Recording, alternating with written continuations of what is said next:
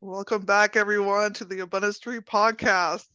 I am one of the hosts, Janice Luke, and I'm here with my co-host, April Capri over here April Capri, rocking. showing the Thank you guys for energy. rocking. Yeah, thank you for rocking with us, Thank you for y'all. rocking with us. Oh, Welcome we're excited. back. Yeah, we're excited. We're excited. And We're excited. How you doing? excuse my dog, they are popping firecrackers out here like it's July. I know it's hot outside, but we're still, I can't. So y'all might hear him express himself. Express. I like how you said that. Express yourself. So Y'all might hear him firecrackers in express April, himself. huh? That's interesting. Yes. I Yeah, guess they're getting ready super in advance. But right. what, three That's it. months now? Hey, no, right. Hey, we're real people. We're real people. It is what it is. We're good. We good. Yeah, I can't make them stop. So the show must go on. It does. So, speaking of the show, I know we have a high Yes, energy guest tonight. Who do we super have? high energy. I am pleased to bring out a former corporate psychology professor who found her calling as an energy coach after a transformative encounter with a podcast. After 27 years in a career that has lost its resonance, she now empowers individuals feeling burnt out and stuck to navigate major life transitions. Through her expertise in energy mastery, she guides others towards radical transformation and renewed purpose. So join us as we get into the power of energy techniques to unlock passion and live with intention. We have Miss Gabrielle Primstone I coming love from it. down under. Right. We have Down Australia's in the under. building, y'all. That is so Australia cool. in the building. Yes. G'day, g'day. Hey, I love it. hey, Gabrielle, how are you? Yeah, I'm very good. How are you, Janice? Hi, I'm doing April. Oh, welcome. We're great. Happy to see you. Great to yes. be here. I'm Thank in the you. future. I'm tomorrow. Right? I Y'all, didn't we're on a realize. Yeah, go I didn't ahead. realize you Yeah. guys were that many hours ahead. So thank you for coming with us early on a Monday morning. You're Right. welcome. It's wonderful to be here. I'm really happy to be here. Awesome. Awesome. Yeah, it's Sunday evening for us, so it's very interesting and we're international, y'all. So I'm excited about that and thank you for coming on. And so what can you tell us about your unique story? Yeah. Well, I mean, I have a lot of things that have happened in my life. I'm old, so I would hope that by this stage of my life, there would be something unique to tell.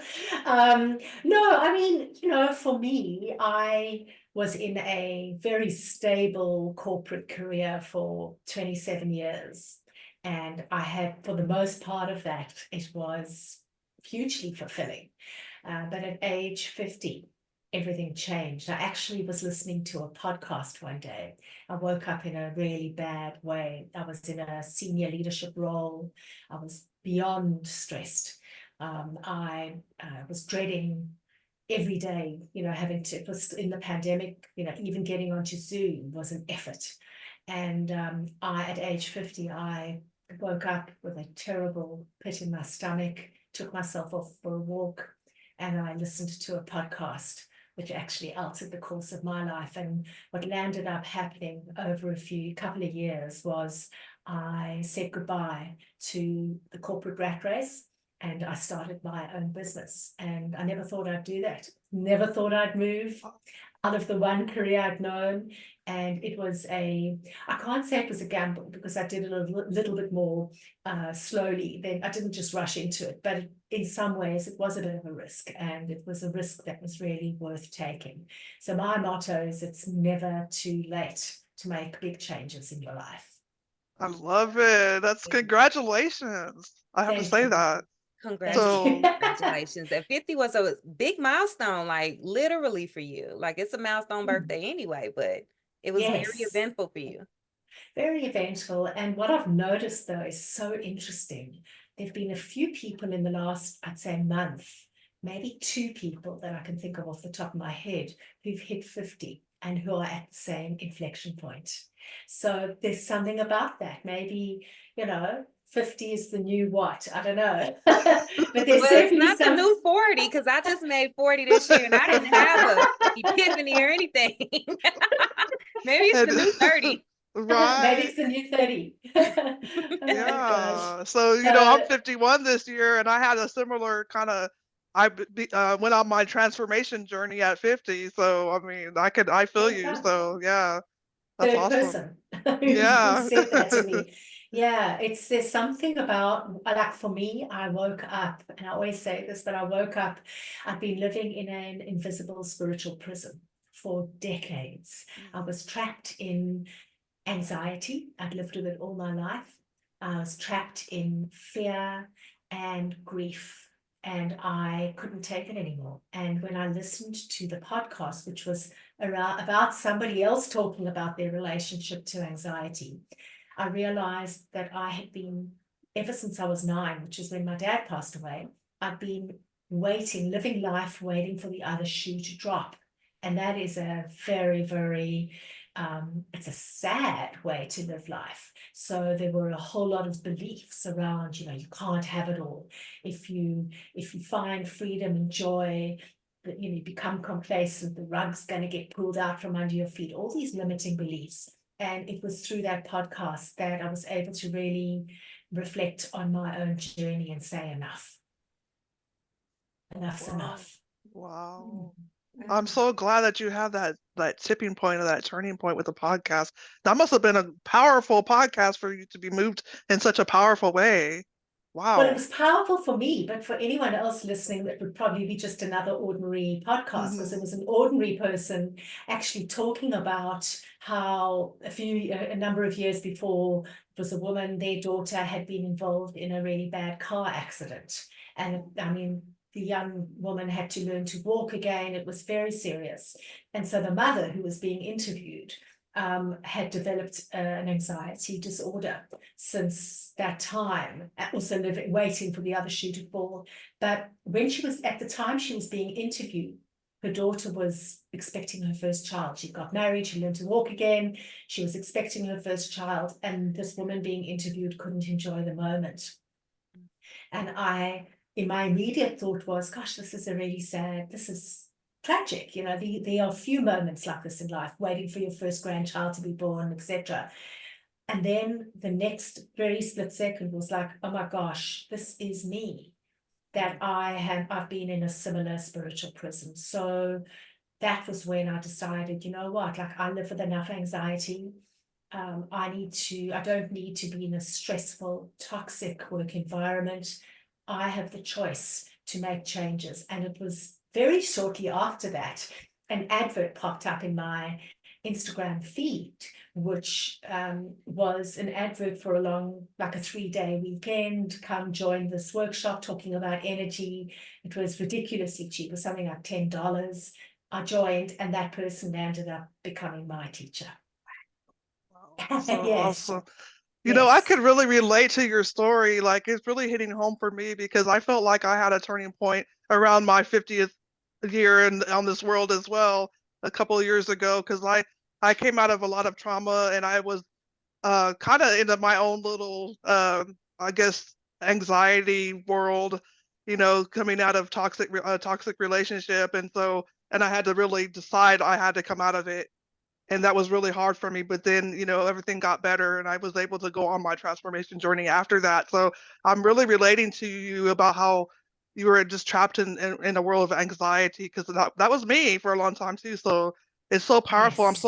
I want to say congratulations to you, and I give you my flowers because I know how difficult that is firsthand because I've been through it. And Thank so I just want to give you your flowers and say congratulations for taking that step, and deciding to do it, to come out of it, and to better yourself and to be on your transformation journey. So I commend you for you. that. So, Oh, thank you absolutely. so much. Same Thank you here. so much. Thank Same you, here. guys. Definitely You the know, Yes. universe is working for you. well, thank you so much. And I can tell you, though, that I don't need these accolades, because it wasn't really me, it was the universe pushing me. And Mhm. I can guarantee you that I would still be in the same position had I not been jolted out of my discomfort zone. It wasn't even a comfort zone anymore, it was a discomfort zone. Mhm. And really, because I've been working in the field of human transformation for 27 years, what that made me really, really appreciate is just how much we need that crucial nudge forward, that we do very often as humans need a catalyst to make us change. Otherwise, there's no reason to change, right? And it's that catalyst that gets us off the starting blocks. I wouldn't have made any changes to my life. I probably would still be sitting in a level of discomfort and stress had I not been rudely awoken. And for me, that morning that I woke up, before I took that walk and listened to that podcast, I had such butterflies in my stomach. I had stopped sleeping. I had withdrawn from the world around me. My thyroid disease had come back. I had Graves' disease, which is hyperthyroidism. It had come back. So actually, I was in the valley of despair. That was the universe saying, you know, this is irrefutable evidence, make changes to your life. So, and we all need that, we need to get to a point, Janice, in your case, where being in a toxic relationship is no longer tenable. For me, being in this corporate rat race was no longer tenable. So yeah, so we all get there at some point. I'm Absolutely. so happy you got out of it. And I do gotta, I know you say no accolades because it was the universe, which I agree with, but I still gotta give you your flowers too, just because sometimes it's hard to, even when you're faced with change, to actually take action and do the work. And you did the True. work, and True. it 27 years being in a cycle of, like you said, you were in that corporate lifestyle for 27 years. That's a hard cycle to break and walk away from. So like I'm Thank happy you. that you had the strength and the power to do that. And I'm happy that it's had a positive impact on your life. Like Thank that's you. amazing. Well, I really appreciate that. And Totally. I really appreciate from both of you. And this whole idea of doing the work is an interesting one because change and healing requires not just a catalyst, but commitment. That's the second part of it, the second C, Mhm. because it is frightening.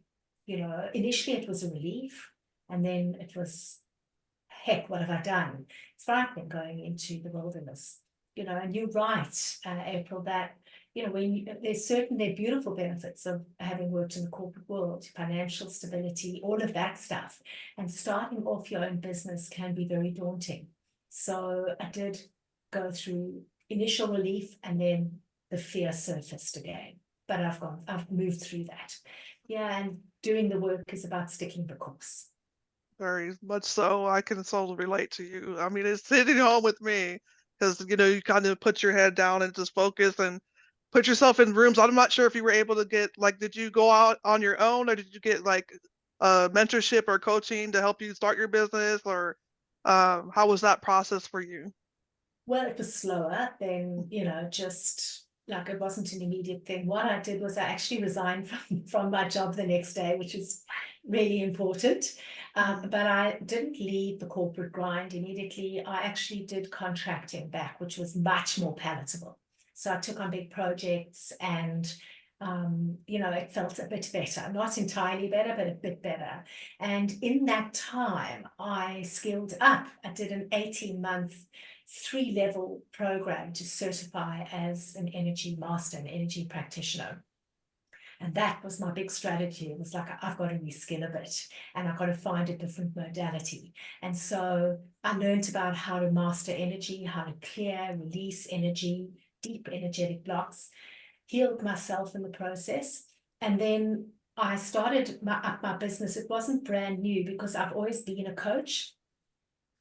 I've been an accredited coach for, I don't know, years and years, decades. And so I built a coaching business of principles I knew, but I overlaid a different modality. I've never taught people how to master their energy. And I certainly haven't taught people how to master their energy for abundance and those sorts of things. So the content was new, but the process of coaching, I knew like the back of my hand, but it was it was a gradual process. I would call it an evolution rather than just a rapid sudden decision. Oh, Wow. S- Mm, Can you get into, I'm so curious because I'm huge on energy. Like I'm yeah. okay. I love energy. I'm here for it. Can you get more into, you called yourself an energy coach or energy practitioner? Can you tell everyone what that is? Well, as a coach, just take the word energy out of it. As a coach, what I'm doing is I'm helping my clients close the gap between where they are and where they want to be in their life and move forward in their life. That's the process of coaching, taking steps forward to improve your life, whatever your goal or objective may be. But coaching, energy coaching is around teaching people the power of their energy. And then there are 5 angles or 5 pillars to it. Depending on where people are in their journey, I deep dive into some or all of them. Firstly, teaching people how to understand their energy. What's my energetic state? It's so important when you're going through transformation, because you want to be in a non-resistant state. You want to be open to lessons and, learning and growth, and, you want to surrender a bit. And so that's a really important, understanding your energy. The second part of it is, how do you protect your energy? Ooh. Because yeah, it does. That resonates with a lot of people, because we're surrounded, our environment has so many things in it that bring us down without us even knowing it. You don't have to be in a big corporate to feel toxicity. You can turn on the news, for example, people in our lives that aren't necessarily healthy, relationships that aren't healthy. So how do you protect your energy from your environment is the second part. Then I teach people, how do you heal yourself? Because we've all got deep energy blocks and they grow over time and they're invisible. So how do you locate, how do you find and release your energy blocks? So that's the third part. Fourth part is, how do you maintain a high vibration? Because our energy fluctuates. So how do you stop energetic dips quite quickly? And then the fifth part is, how do you optimize your energy? And because we've all got latent potential, we've got energy that's sitting in us that just hasn't been tapped, and I help people tap into that. And with that, you release, hidden gifts, hidden talents, manifestation, all of that good stuff. Oh, I love Yeah. that. That I Mm. is that's awesome. Man, that's I don't even know what to say right now. That's amazing. That's so powerful. I never uh, really heard like energy being broken down in such a detailed way and with steps like that. I've met other energy coaches, but I don't think they've had it like broken down to the in that detailed or that and then the way you just did that. So that is so powerful, I you love the know. pillars. I love Yeah. the pillars. And I love Yeah. that you combined, like you said, more, kind of typical coaching with your knowledge of energy, with your almost 3 decades of experience in doing this, Yeah. Yes. And with your own transformation. with your own transformation, what I was about to say. So you're able to I guess approach it from all angles and all perspectives, and able in a way to make it able to help other people. I think that's really cool. Thank you. No, it is. I mean, I love it. I've started to really manifest my dream clients. They're starting to come to me, and they come to me from different angles. Some of them are going through change and they are wanting to navigate that easier and just push through quicker. And some people actually come to me because they want their gifts activated. Some of them want spiritual gifts activated, depending on how evolved they are. But generally the trend and the reason how you know you've got an energy block is you've got this repetitive cycle that plays out in your life. Could be, and you just don't know how to break it. You don't know what it is, why it's with you, how to get out of it. In my case, I was stuck in a cycle of grief and loss and anxiety that came from my father's passing, and I couldn't get out of it. And what I learned, when you work with energy, you heal at an energetic level. What you're doing is, it's not talk therapy. It is what I do is I go in and I find the energetic inception point of the block. That could be well back into your childhood. It can be even in utero. You can develop a block if your mother went through trauma that was passed on to you. Also, it can be blocks can get passed on from generation to generation. I was speaking to somebody the other day who actually is starting to work with me now on money blocks, financial, just never been able to get off the starting blocks when it comes to money, and just having enough the whole life. And they were talking about their grandparents had a similar issue.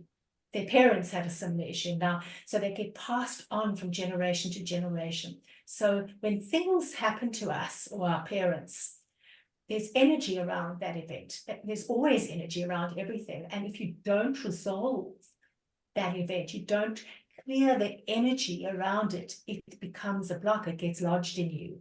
And then before you know it, you've got this invisible handbrake that's holding you back. Wow, that is so true, because I'm familiar with generational curses, and that's a very spiritual thing, and I really believe in that, because I Yeah. believe that a lot of families, including my own, I think we have generational curses out there that I mean, whatever you believe in, I believe in the power of prayer and things of that nature. And you work with people, Gabrielle, and trying to find out where the curse is, so that way you can break the chain and block it, and not move forward in your future Yes, and into your next generations with that. So that is so exactly. powerful. It's very powerful, and I really do believe that. So That's great. that's Yeah, I That's really great. admire what you do, because that's not easy. That's a very specific skill set for you to be able to identify that and help other people Yes, identify it yes, in yes. themselves, because it's hard for someone to do it for themselves, and you can feel what you're feeling. So for you not to feel what that person is feeling and help them get there is amazing. Do you Yeah. do it? Is it like one-on-one sessions, kind of like therapy, where you guys just talk it out, or is it classes, or what's your form? How do you present it? Yeah, so I've got one-on-one coaching and I've also got group coaching. But in Okay. the one-on-one coaching, a person will come to me with a particular issue, and I've got different coaching, like I've got a 6-week package, 3-month package, 6-month and 9-month pack and 12-month package. So they decide how long they want to work with me. And it's a mix, because my background is organizational psychology. So I've got a psychology background. So typically I'd say the first 1 or 2 sessions are spent really, excavating, finding out what's going on for them, getting a sense. I'm paying attention to the language they use. I'm picking up on, things. And we really dig deep to find out what's the central issue that we're going to be working on. And I know it sounds like, why do we need 2 sessions for that? Well, sometimes the presenting issue isn't actually the issue. Very often it isn't. So once we've located and we've set the intention for the container, I then do a number of things. Like, what they get from me is they get energy healings and activations. Activations are when you activate latent gifts. So I do that for them. I do a lot of the heavy lifting. So I'm doing stuff to release their blocks. I am teaching them techniques, and they're very different. A lot of people come to me and they're in their head. They want to talk about their issues. And yes, I can, but that's not going to shift the dial. So I'm teaching them how to, those 5 pillars, how to understand their energy, protect it, clear it, maintain it, and optimize it, depending. And so they get tools and techniques, and I've got so much collateral that I share. So I'm doing it for them, they're doing it for themselves, and they're learning, and I'm holding up the mirror a lot of the time, like a regular coach would. I'm asking a lot of questions. And so it's really a combination. Wow. wow, I love it. That's it's so powerful. I can just only imagine how much of a deep dive that is. I mean, to really realize that it may not even be what like you said, like what the client is saying, that it might be something totally different that they're not even aware of, and you can Right. pick up on that. That is so Yes. like amazing, Yes, and because that's right. The root is often very different. Like how the symptom might be what they're saying, but the mhm, underlying cause is something yeah, very different. The underlying. Yeah, it's always yeah, the Underlying. underlying, man. The I underlying is know. sneaky underlying. You don't It get to is. see This is amazing. I have to Yeah. say, so like, if someone, how does it look? Like, I mean, I don't know if you can be more specific Mm. about if someone were to come to you and to say they had, How do you tap into or help them to tap into their hidden gifts, you said, or their untapped Yeah. gifts, or, Yeah. you know, Well, when, yeah. I mean, my modality, do you know what Reiki is? Have you heard of Reiki? Heard of Reiki. My Yes. mom does Reiki. I've never tried. Okay. So this is similar, but it's Okay. actually more potent because what Reiki uses are symbols, divine symbols.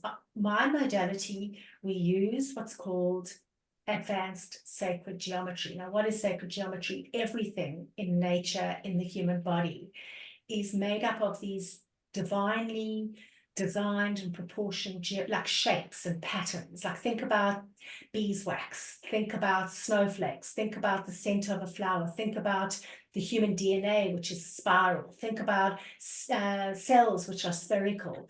You see these shapes and patterns formed throughout nature, and they're not there by coincidence. Each of them houses a particular energetic frequency that can be used for healing. So I bring those in when I'm healing somebody, and each one can be used for different things. So I'll give you, and they are very simple geometries, and then there are very advanced geometries that are much more potent. But I'll give you a simple example, like a pyramid, triangle pyramid structure you find that everywhere, and it is often associated and can be used for protection. So the simplest example of it would be to teach people to protect their energy. I teach them how to build in their mind an energetic structure of a pyramid, and to put it around them and to sit in it, and to set the intention that only energy of love and light can come in. So that's the tiniest example. But what I'm working with, I'm using advanced geometries and multiple geometries. And when I'm working on someone, what I do, because it's all virtual, I have the geometry to be able to bring somebody's energetic body in front of me. So I'm working on them as if they were in front of me, and it's hands-on healing. I'm scanning the chakras, I'm finding energetic blocks, I'm going in, I'm using different geometries to release, I'm using different geometries to read the entire energetic timeline from birth until where they are, so I can go back and I can read where the inception point might be. And how I've managed to do this, it's the techniques that I've learned, but my spiritual gifts have been activated. So my intuition is on. And, I've got various spiritual gifts that are going that allow me to really feel into and read somebody's energy across their timeline. And, how it works is I'm working with their chakras. I'll, for argument's sake, feel something in their heart chakra, which is the center of connection and love and relationships. And that'll give me an intuitive hit. Go back to childhood. I then bring the geometry in that allows me to go back to their childhood, and I can feel what's going on. And when I clear it and the person comes back, we always debrief afterwards, and I say, what did you feel? And they talk a little bit about what they felt. I share what I uncovered, and they go, oh my gosh, yes, that happened when I was 6, or whatever the case may be. Sometimes they actually, if I go into utero, they don't know what's happened for them. But when I tell them, they can join the dots because they understand their patterns with their mother and their relationships. So it's a mixture of this tool, the sacred geometry, but also my spiritual intuition is highly attuned now. And so I can read energy. Oh, that's so cool. That is cool. So It's very cool. I'm familiar with that too. Discernment is what I'm familiar with, spiritual discernment. So you said intuition, so I think that's similar. That's such Yeah. a powerful gift to have, and it's so awesome. Um, Well, we all have it. It's just, a lot yeah. of people don't listen to their intuition.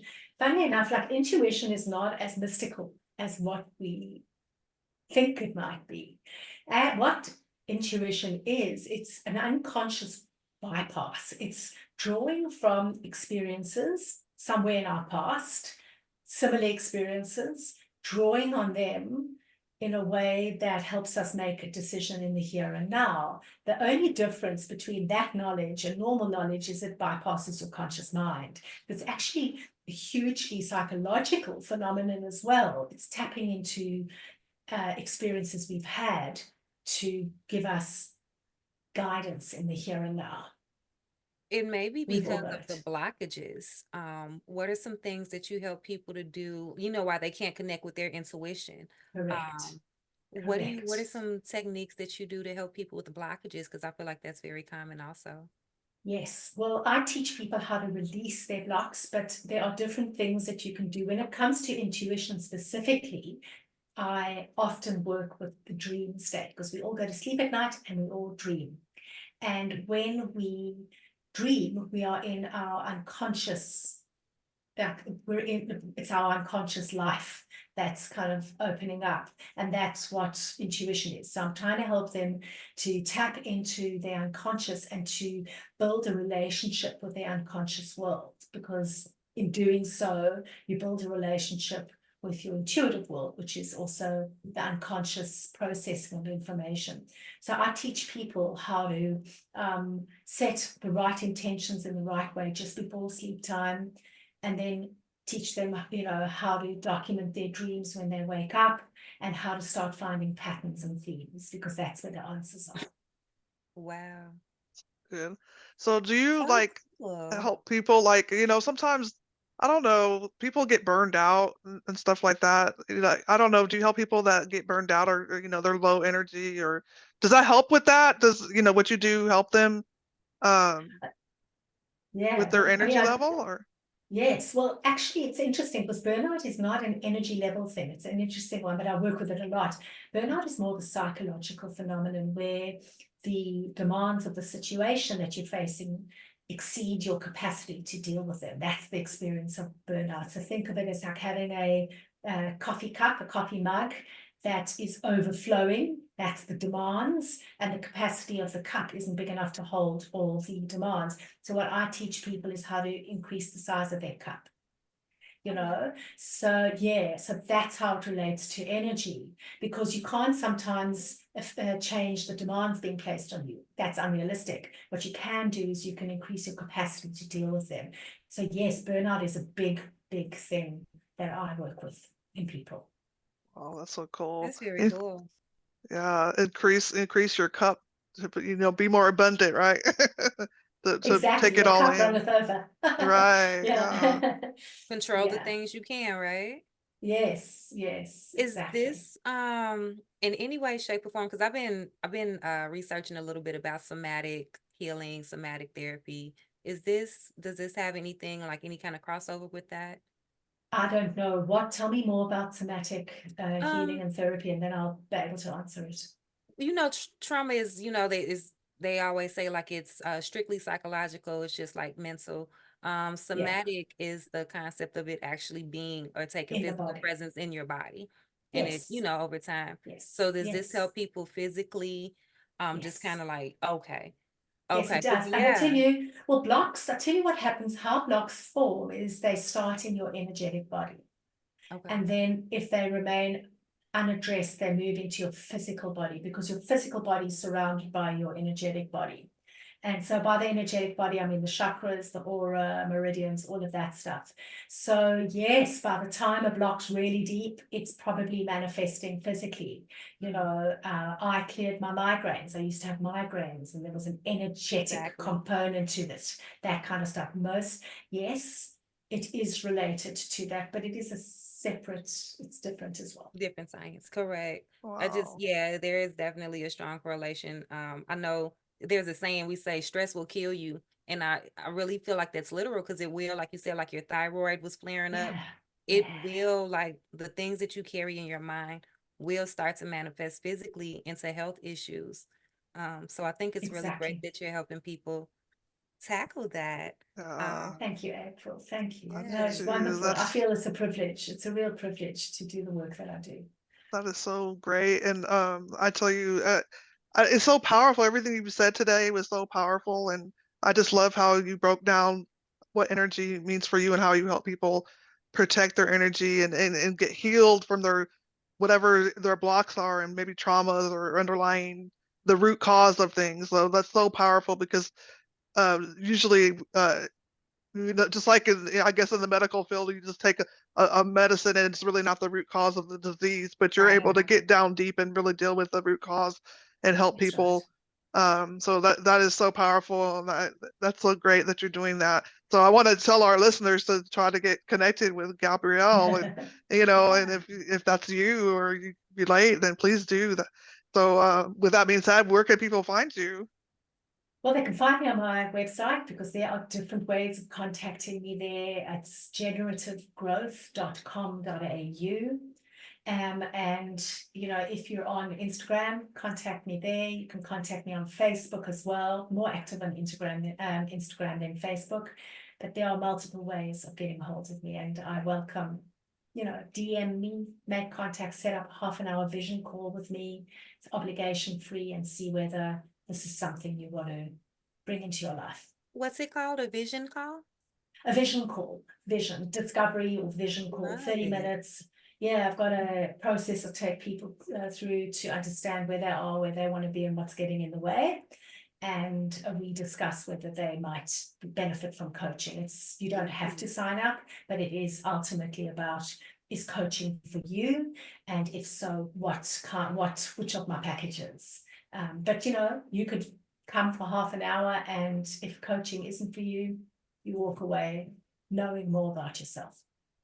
Exactly. I was going to say, I Yeah. think it's a great icebreaker just for people to kind of be open to what is really going on with me. And like Janice was saying, not just take a pill to cover it up, because that's all it is. Yeah, It's just yeah, a band-aid. exactly. We have a couple of minutes left for someone that is in that what do you call that? That epiphany stage, or that where you finally, like, the shift. For somebody that's pre-shift, and it's crazy out here in the world now. So many things are changing, so much is happening. The stress is real. What would you tell that person? Well, I would tell them you don't have to go through a crisis to change. There are two ways that you can create that catalyst. The one is, the universe giving you a bit of a whack around, like was my case, get out of your comfort zone. But you can also change in your own way by really just getting in touch with like personal insights. Like if you have an aha moment, hold that down and kind of look at the wisdom of that, because those moments of real insight are also moments of change as well. So what I'd say to them is, don't wait for the crisis to hit. Create your own moment of change by tuning in and just reflecting on your own aha moments and what Mm, that could mean for moving you forward. I love it. Be Awesome. proactive, people. Don't wait for the crisis. Right. I love Correct, that. correct.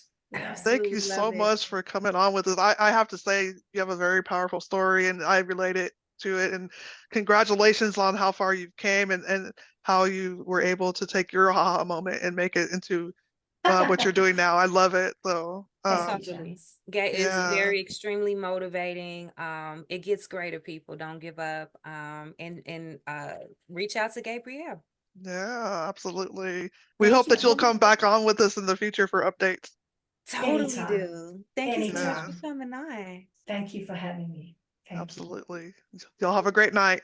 Y'all have a great night. Thank you for watching. Bye.